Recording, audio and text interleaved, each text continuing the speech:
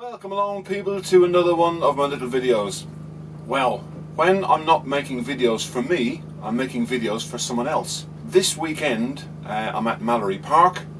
I'm with Mark Wilkes and Harry Payne, who are contesting the FSRA F2 Sidecar Championship, and they've kindly agreed that I would be allowed to do an interview with them. So very exciting, a little bit nervous for me. So yeah, without further ado, let's have the intro and then we'll get to meet Mark Wilkes and Harry Payne.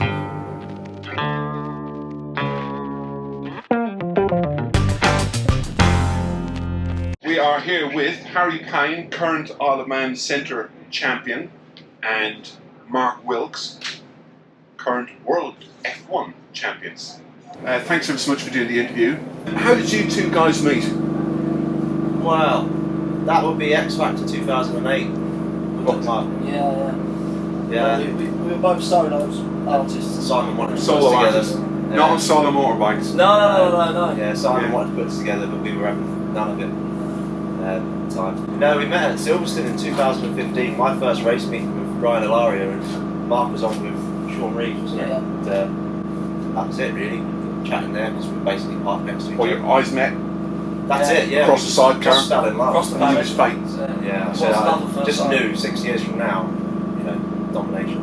How has the season been going so far with your F2? With the F2, yeah, we've had our ups and downs, but A bit of a ropey start, wasn't yeah, we didn't have the best start, but it's It's coming. everything's it's coming coming together. good. Yeah, It's coming good. just keeping our heads down and keep trying to chip away, get some points back on the board. Pace is there, and we've shown that, so Absolutely. Pace is we're there. happy. Are we blaming Mark for the ropey start? Yeah. Yeah. Always. Yeah, it's It's always default setting this weekend is blame Mark.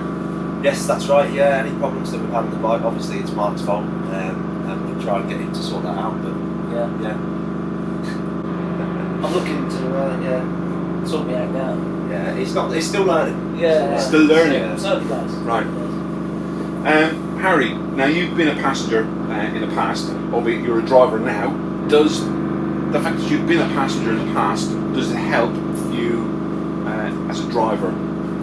Yeah, I feel it does. I know obviously how hard it can be, and there's always been certain aspects of where I think, I always try and give a little bit of time here and there on fast changeovers. You know, I think you're just generally a bit smoother because you're kind of thinking, I don't want to make it too rough. I know what it's like hanging on to a rough bike. So yeah, I think so. I mean, would you say? No, absolutely. Harry's not been riding that long, but you Quite smooth, you aren't transfer from passengers to riders. Yeah, I think it's definitely helpful. For me, it's effortless. Makes it so much easier. To have a smooth ride, because I've been in the same. I've been with some slightly more aggressive riders, and it makes it hard work for a passenger. So the smoother he can be, easier it's. Smooth. Pete Founds as well. He was a former passenger. Right. Very good passenger, and then switched to driver, and look what he's doing on the driving seat. So yeah, I think it's definitely beneficial to come from being a passenger. Yeah. So, would you be prepared to swap seats and let Mark drive the outfit while you're passengering for him? You would? Yeah, you can drive it up to He's screw in French nearing. for that. Drive up to screw nearing. Drive it up to noise control. Yeah. Yeah. Why not? So, have you ever driven an outfit, Mark? No, So, right. Yeah, no one's stupid enough to let him go. So. I'm just worried if I let him have a go, he's going to want to do that. Right, okay. And then I'll lose my passenger. So maybe for now we'll just keep him where he's, doing the best job. Okay. And he is doing a fantastic job, to be fair. Well, yeah, don't tell him that. Yeah, Is he getting too big? phenomenal job. Lots of people look up to. I did actually put this down the list for Mark, but either one of you, whoever wants to jump in first. Lots of people look up to solo motorcycle racers. We could quote names, but we're not going to bother. What makes someone want to be a passenger? Now, both of you have been passengers, so screw loose. Pretty much. Yeah. It's a funny one. I've been asked that quite a few times. What got you into the sport? bobs, and yeah, I used to work with a guy who raced grass track. That's where I started, and yeah, sidecar still, the chairs, and then yeah, I've done a season of that. And I've always liked the sidecars on the track, and I used to follow Tim Reeves, who obviously I passengered in 2019 and won the World Championship, and yeah, just loved it. Yeah, I knew one day I wanted to have a go, and yeah, just kind of went from there. Harry? Similar, really. I used to go to the racing with my dad. Yeah. We always used to love watching the sidecars together, and yeah, I always wanted to do it. I started off off-road as well, but with sidecar motocross, passengering, and I did a season driving, and then made this transition. I rode with Brian Alaria, and yeah, I went to a Bemsy meeting, watched it, you know, realised that I wanted to do this for ages. I'm going to do it, and I was out at the next meeting. It was one of them. You just always loved the sidecars. It's quite everyone that's involved in sidecars has been around it, and you know, it's just got a love for it. Yeah, expensive blood. I'll put down about the budget, the costs of running and dabbling in the F1. But your main focus this year is the F2. And the budgets and costs for running the F2 team, the FSRA. Yeah, well, of course, the budget of any racing is high, but I mean, with this bike, we couldn't afford to get an LCR, so we kind of thought, well, let's build a bike that we can start on, and this is what we come out with. And it's based around an LCR. There's sort of certain aspects of it that are LCR, and certain bits and bobs that are this and that. We just did it as sort of on the budget we had. Which I think to build it from nothing to complete, when I first rode it, it was about £9,000, which is really cheap if you think about it. But I was using a lot of old bits and bobs I could get off this and that. But now to race it this season, the absolute bare minimum you need at least £10,000 to race a year. Wow. Closer to 12. But that's without putting brand new tyres on every time and race fuel and all that. That's an added thing. And yeah, we're really fortunate this year to get a lot of support from Kel Properties IM in the Isle of Man, helping us out with the tyre bill. So that's a big bonus, because we've got set for each round. So that's a massive leg up for us. Yeah. And you said you basically built it yourself, so that's something that your dad and yourself put together. Yeah, me and my dad made the bike. We did all the fabrication work on the chassis.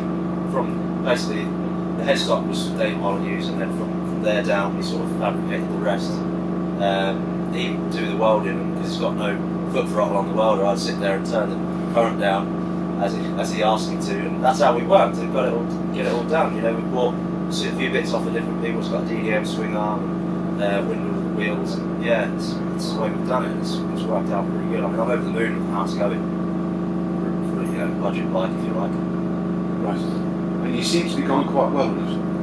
Let's go right. It's going awesome. Yeah. You broke a few lap records. Again, that's Mark's fault. That's Mark's fault. Yeah. Yeah. The bike, with him on it, it's unbelievable. But yeah, I can just completely ride it as if I don't even. You know what I mean? They always say you don't think about your passenger if they're that good, but literally I just don't. It's me against the track, and then across the finish line. Oh yeah, Mark's there. Well done, mate.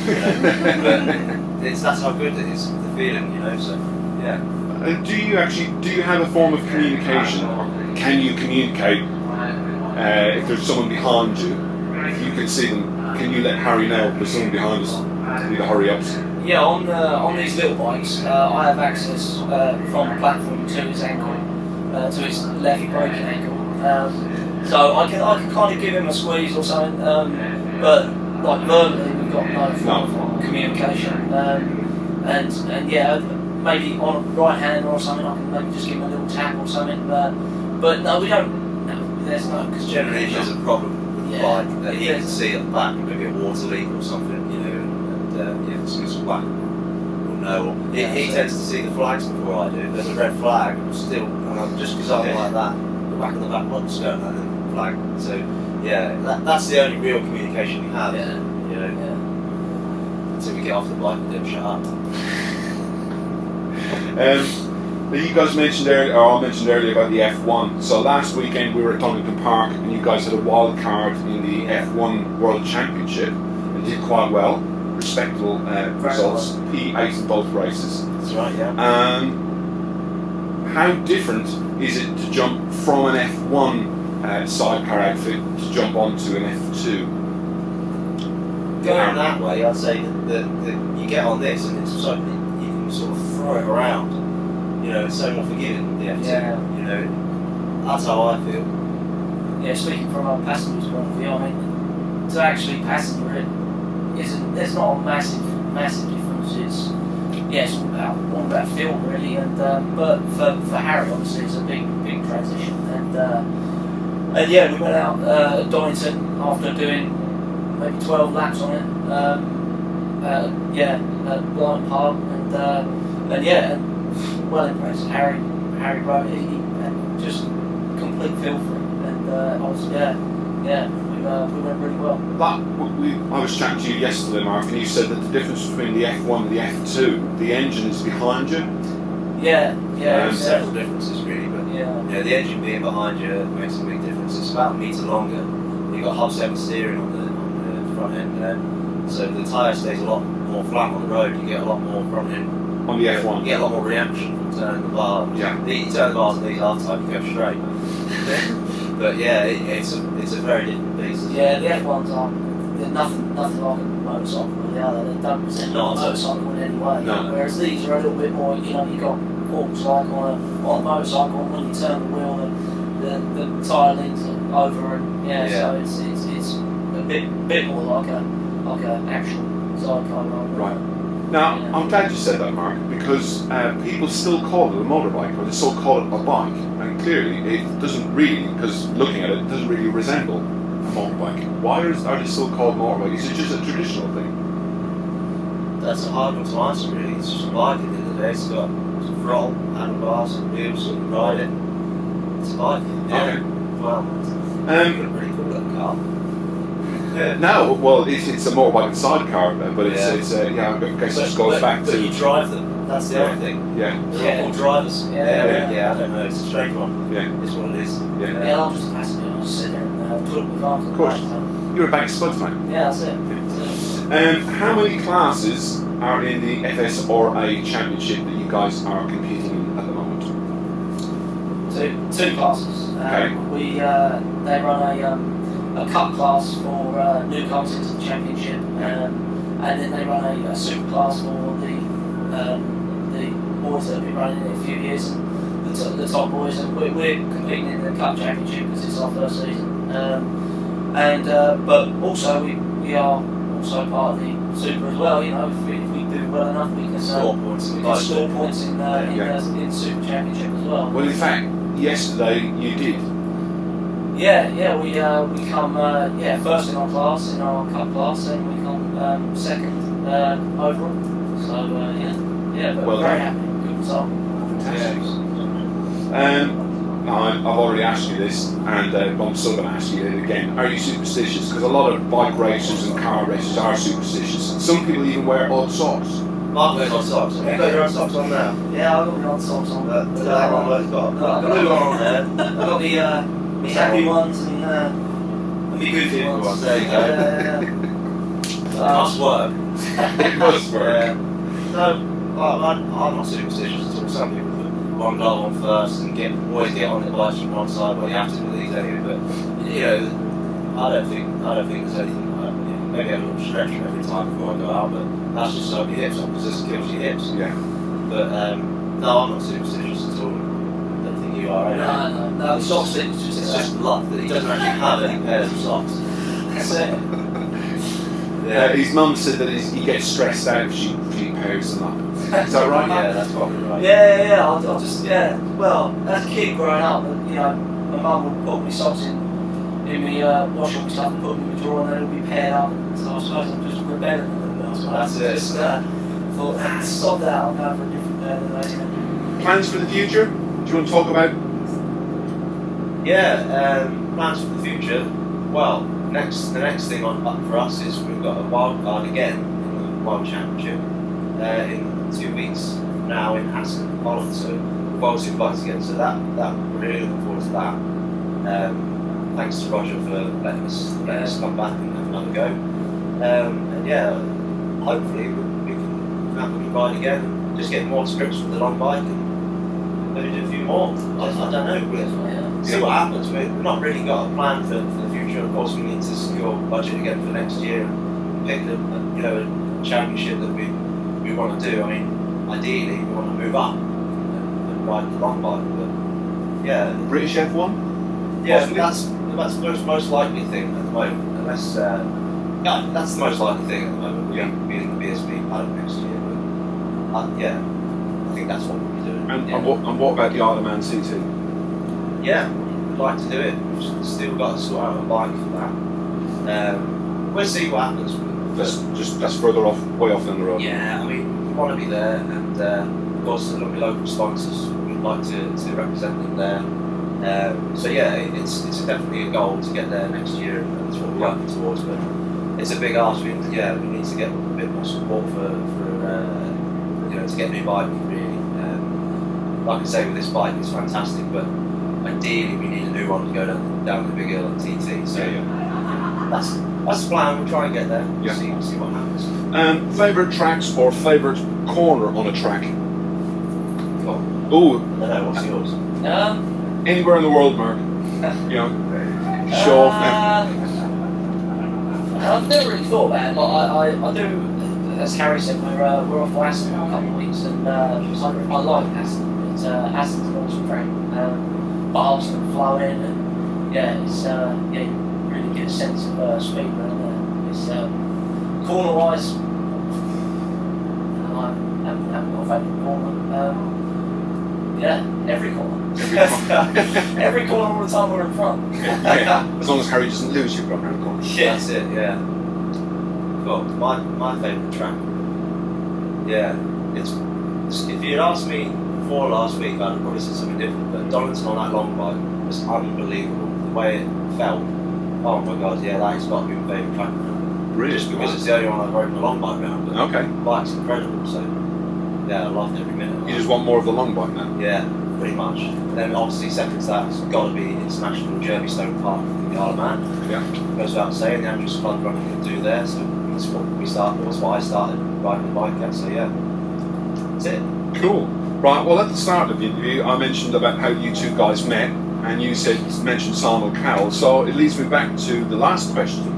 Yeah. Thankfully, is there any rumours that you two are starting a boy band? It's already started, isn't it, Mark? Well, it did start. I mean, we've got a few videos now, and still working on the editing for that, but they'll be out soon, I'm sure. Singing in the garage, singing in the pub, singing at the morning. Yeah, love it. Cool. Well, thanks ever so much, guys, Yeah, and good luck for later on today. Thank you very much. And thank you very much. Top job. Cheers, guys.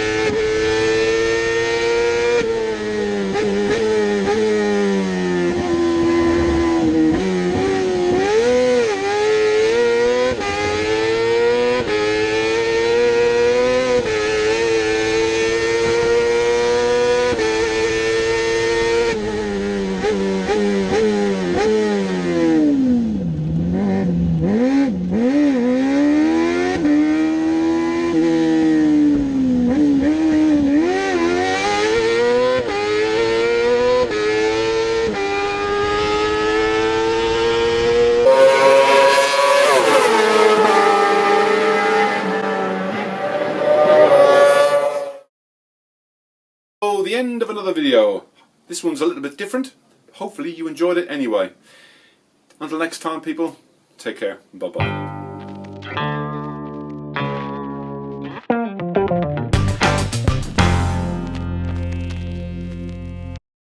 Happy birthday to you.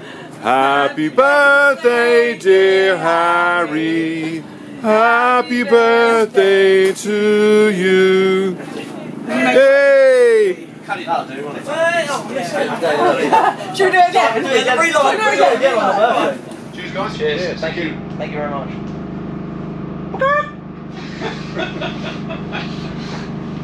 Oh, that's not comfortable. No, it's not very comfortable. Goes alright. Both shots. 1, 2, 1, 2. Test, 1, 2. I'm sat right in front of my head's covering the down. Mic check. Only on that one though. F2. That's alright, but that one you can see everything, right? Yeah. Sounds right. Is it going to go to that one for the whole thing, or That one. The whole Sweet. thing. That's It the may sound. occasionally go to that one. yeah? Occasionally. Cool. Very occasionally. Just use a little bit of talk. 1, 2, 1, 2. Oh, Yes, that's picking you up. That's mostly the sound that's going to be on that one.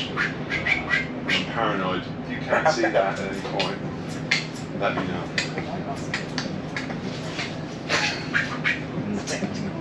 No, I'm the scratcher. I love the scratcher.